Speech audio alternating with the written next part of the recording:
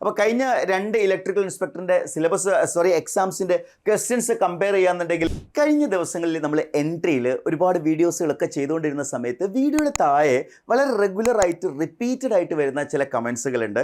അതായത് ഈ ഒരു ചില എക്സാംസുകൾ, ചില പെർട്ടിക്കുലർ എക്സാംസുകളുടെ notification, sir can expect notification soon, അതേപോലെ തന്നെ നോട്ടിഫിക്കേഷൻ എന്നത്തേക്ക് എക്സ്പെക്ട് ചെയ്യാം എന്ന രീതിയിലുള്ള എന്ത് ചെയ്യാറ് കണ്ടിന്യൂസ് ആയിട്ടുള്ള കമൻസുകൾ വന്നുകൊണ്ടിരിക്കുകയാണ്.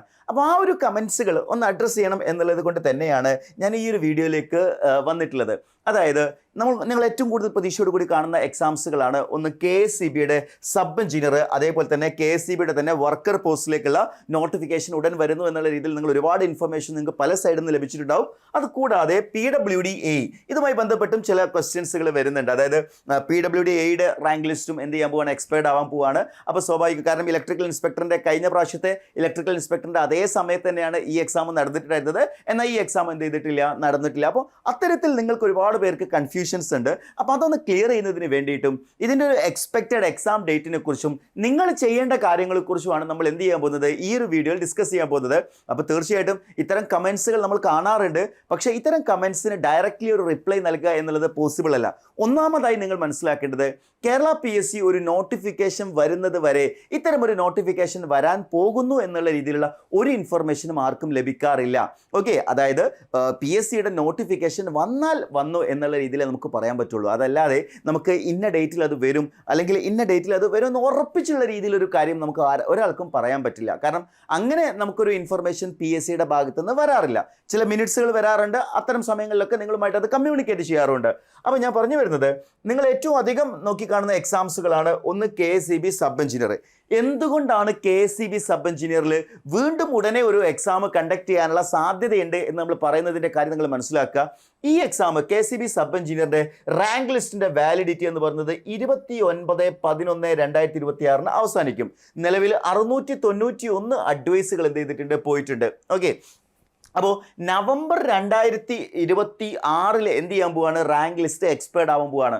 സ്വാഭാവികമായിട്ടും നിങ്ങൾ കഴിഞ്ഞ കുറച്ച് കാലങ്ങളായിട്ട് കേരള PSCയെ ഒബ്സർവ് ചെയ്ത ഒരാളാണെങ്കിൽ നിങ്ങൾക്ക് മനസ്സിലാക്കാൻ പറ്റും, PSCയുടെ നോട്ടിഫിക്കേഷൻ വളരെ വേഗത്തിൽ വരുന്നുണ്ട് അല്ലേ. അതായത് മുമ്പത്തെ പോലെ ഒരു നോട്ടിഫിക്കേഷൻ കഴിഞ്ഞ് 7-8 വർഷം കഴിഞ്ഞിട്ടൊക്കെ ആയിരുന്നു പിന്നീട് നോട്ടിഫിക്കേഷൻ വരാറുള്ളത്.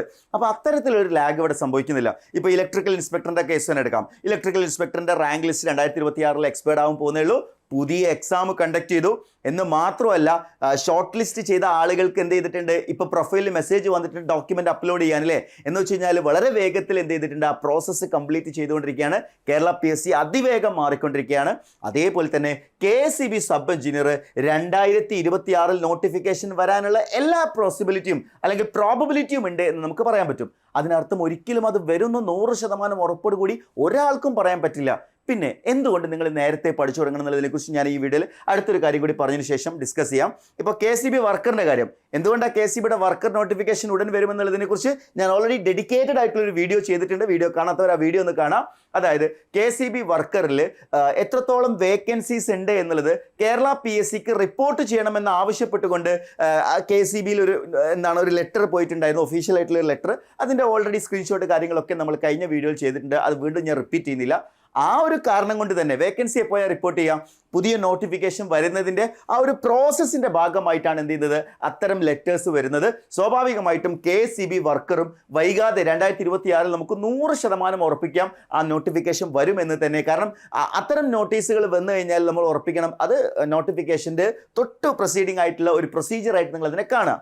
ഓക്കെ, ഇനി അടുത്തതാണ് PWD-AE electrical, assistant engineer electrical PWDയിൽ. അപ്പോൾ PWDയിൽ നമ്മൾ നോക്കുകയാണെങ്കിൽ അതിൻ്റെ റാങ്ക് ലിസ്റ്റിൻ്റെ വാലിഡിറ്റി 3/8/2026 അവസാനിക്കും. നിലവിൽ 21 അഡ്വൈസുകൾ പോയിട്ടുള്ള ഒരു പോസ്റ്റാണ് PWD-AE എന്ന് പറയുന്നത്. സ്വാഭാവികമായിട്ടും അസിസ്റ്റന്റ് ഇലക്ട്രിക്കൽ ഇൻസ്പെക്ടറിന് ശേഷം നമ്മൾ പ്രതീക്ഷിക്കുന്ന അടുത്തൊരു നോട്ടിഫിക്കേഷൻ തന്നെയാണ് PWD-AE എന്ന് പറയുന്നത്. അപ്പോൾ ഇതിൻ്റെ നോട്ടിഫിക്കേഷനും വരും, 2026 വരാൻ തന്നെയാണ് സാധ്യത. പക്ഷെ ഞാൻ നേരത്തെ പറഞ്ഞ പോലെ തന്നെ കേരള PSC നോട്ടിഫിക്കേഷൻ പബ്ലിഷ് ചെയ്യുന്നത് വരെ നമ്മൾ എന്ത് ചെയ്യരുത്, നമുക്ക് ആ നോട്ടിഫിക്കേഷൻ എന്ന് വരും എന്നുള്ള കാര്യത്തിൽ ഒരു കൺഫർമേഷൻ നൽകാൻ കഴിയില്ല എന്നുള്ള കാര്യം നിങ്ങൾ മനസ്സിലാക്കുക. പക്ഷെ ഒരു കാര്യം കൂടി ഞാൻ ഒരിക്കൽ കൂടി പറയുകയാണ്, നിങ്ങൾ നോട്ടിഫിക്കേഷൻ വരുമെന്ന് പറഞ്ഞുകൊണ്ട് ഒരുപാട് വീഡിയോസ് ചെയ്യുന്നുണ്ടല്ലോ എന്നുള്ള രീതിയിൽ ഒരുപാട് കമൻസുകൾ കാണാറുണ്ട്. നോട്ടിഫിക്കേഷൻ വന്നതിന് ശേഷമാണ് നിങ്ങൾ പഠിക്കാൻ ആരംഭിക്കുന്നതെങ്കിൽ നിങ്ങൾ ഈ എക്സാം ക്രാക്ക് ചെയ്യാനുള്ള പ്രോബബിലിറ്റി വളരെ വളരെ കുറവായിരിക്കും എന്നുള്ള കാര്യം നിങ്ങൾ മനസ്സിലാക്കുക. നോട്ടിഫിക്കേഷന് ശേഷം പഠിച്ച് ജോലിയിൽ പ്രവേശിക്കുന്നവരും അതിന് മുന്നേ പ്രവേശിക്കുന്നവരും തമ്മിലൊരു ക്ലാസിഫിക്കേഷൻ എടുക്കാൻ പറഞ്ഞാൽ കേവലം 10% ആളുകൾ മാത്രമായിരിക്കും നോട്ടിഫിക്കേഷന് ശേഷം പഠിച്ചതിന് ശേഷം എക്സാം ക്രാക്ക് ചെയ്യുന്നത്. എന്നാൽ 90% ആളുകളും എക്സാമിന് വേണ്ടി നേരത്തെ പ്രിപ്പയർ ചെയ്ത് കൃത്യമായിട്ടുള്ള സ്റ്റഡി പ്ലാനോട് കൂടി പഠിച്ചുകൊണ്ടായിരിക്കും അവരെന്ത് ചെയ്യുന്നത്, എക്സാമിനെ അപ്രോച്ച് ചെയ്യുന്നുണ്ടാവുക. അവരൊരിക്കലും നോട്ടിഫിക്കേഷനെ വെയിറ്റ് ചെയ്തിട്ടായിരിക്കില്ല പഠിക്കുന്നുണ്ടാവുക. ഇതിനോടകം തന്നെ KCB സബ് എഞ്ചിനീയറിന് വേണ്ടി പഠിച്ചു തുടങ്ങിയിട്ടുള്ള ഉദ്യോഗാർത്ഥികളുണ്ട്, അതേപോലെ വർക്കർ പോസ്റ്റിലേക്ക് പഠിക്കുന്ന വിദ്യാർത്ഥികളുണ്ട്. ഇവരെല്ലാം എന്ത് ചെയ്യാൻ പോവാണ്, മറ്റുള്ളവരെക്കാൾ ഒരു പടി മുന്നിലേക്ക് എത്തും എന്നുള്ളതാണ്. അത് തന്നെയല്ലേ എക്സാംസിൽ അവർക്കൊരു അപ്പർ എഡ്ജ് നൽകാനുള്ള കാരണം. മറ്റുള്ളവർ പഠിക്കുന്നതിനേക്കാൾ നേരത്തെ പഠിച്ചു തുടങ്ങിയാൽ, സിലബസ് കംപ്ലീറ്റ് ചെയ്ത് കഴിഞ്ഞാൽ സ്വാഭാവികമായിട്ടും ഒരുപാട് ക്വസ്റ്റ്യൻസുകളിലെ നമുക്ക് എത്രത്തോളം പഠിക്കാൻ പറ്റും, എത്രത്തോളം ക്വസ്റ്റ്യൻ ചെയ്യാൻ പറ്റുന്നത് വളരെ ഇമ്പോർട്ടൻ്റ് ആയിട്ടുള്ള കാര്യമാണ്. ഇപ്പൊ കേരള PSCയുടെ എക്സാംസിന് മറ്റൊരു കാതലായിട്ടുള്ള മാറ്റം സംഭവിച്ചിട്ടുള്ളത് എക്സാമിന്റെ ഡിഫിക്കൽട്ടി ലെവലാണ്. അതായത് എക്സാമിന്റെ ഡിഫിക്കൽട്ടി ലെവൽ നന്നായിട്ട് കൂടിയിട്ടുണ്ട്.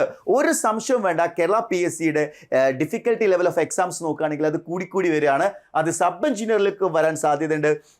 സ്വാഭാവികമായിട്ടും PWD AE ഇലക്ട്രിക്കലൊക്കെ നമ്മൾ കഴിഞ്ഞ ഒരു ഇലക്ട്രിക്കൽ ഇൻസ്പെക്ടറിൻ്റെ ആ ഒരു സ്റ്റാൻഡേർഡിലേക്ക് വരാൻ സാധ്യതയുണ്ട്. അപ്പോൾ കഴിഞ്ഞ 2 ഇലക്ട്രിക്കൽ ഇൻസ്പെക്ടറിൻ്റെ എക്സാംസിൻ്റെ ക്വസ്റ്റ്യൻസ് കമ്പയർ ചെയ്യാന്നുണ്ടെങ്കിൽ കഴിഞ്ഞ പ്രാവശ്യത്തെ അസിസ്റ്റന്റ് ഇലക്ട്രിക്കൽ ഇൻസ്പെക്ടറിനെ കാട്ടിലും ഡിഫിക്കൽട്ടായിരുന്നു രണ്ടാമത് നടന്ന അസിസ്റ്റന്റ് ഇലക്ട്രിക്കൽ ഇൻസ്പെക്ടർ. അതേപോലെ തന്നെ PWD AE ഇലക്ട്രിക്കലും അത്യാവശ്യം നല്ല ക്വാളിറ്റിയുള്ള എക്സാം തന്നെയാണ് പ്രതീക്ഷിക്കേണ്ടത്. ഇതൊന്നും അവസാന സമയം ഒരു 2-3 മാസം കൊണ്ട് പഠിച്ചിറങ്ങാൻ കഴിയുന്ന കാര്യങ്ങളല്ല എന്നുള്ളത് നിങ്ങൾ മനസ്സിലാക്കുക. അവസരങ്ങൾ നിങ്ങളെ തേടിയെത്തുന്നതിന് മുന്നേ തന്നെ ആ അവസരങ്ങളെ പ്രീ ഡിറ്റർമൈൻ ചെയ്തുകൊണ്ട് പഠിച്ചുകൊണ്ട് അത് നേടിയെടുക്കാനുള്ള ശ്രമമാണ് ഉണ്ടാവേണ്ടത്. നിങ്ങൾ ഒരിക്കലും നോട്ടിഫിക്കേഷന് വേണ്ടി കാത്തിരിക്കരുത്, എത്രയും പെട്ടെന്ന് പഠിച്ചു തുടങ്ങുക. ഓക്കെ, ഇതൊരു റിക്വസ്റ്റ് ആയിട്ട് കാണുക. അതായത് നിങ്ങളുടെ ലൈഫിൽ നിങ്ങൾ ലൈഫ് സെറ്റിൽ ചെയ്യാൻ പോവുകയാണ്, ഒരു ഗവൺമെൻറ് ജോലിയിലൂടെ നിങ്ങളുടെ ലൈഫ് സെറ്റിൽ ചെയ്യാൻ നിങ്ങൾ ആഗ്രഹിക്കുന്നുണ്ടെങ്കിൽ തീർച്ചയായിട്ടും ഇന്ന് തന്നെ പഠിച്ചു തുടങ്ങുക. അപ്പോൾ നമ്മൾ KCB സബ് എഞ്ചിനീയറുടെയും അതേപോലെ തന്നെ AE ബാച്ചസിലേക്കും അതേപോലെ തന്നെ വർക്കർ ബാച്ചിലേക്കൊക്കെ അഡ്മിഷൻ തുടരുകയാണ്. അപ്പോൾ നമ്മുടെ ബാച്ചിൽ ജോയിൻ ചെയ്യാൻ എത്രയും പെട്ടെന്ന് പഠിച്ചു തുടങ്ങാൻ താഴെ കൊടുത്തിരിക്കുന്ന ഗൂഗിൾ ഫോം ഫില്ല് ചെയ്യുക. 2026 നിങ്ങൾ ആഗ്രഹിച്ച സർക്കാർ ജോലി നിങ്ങളിലേക്ക് എത്തട്ടെ. Wish you all the best.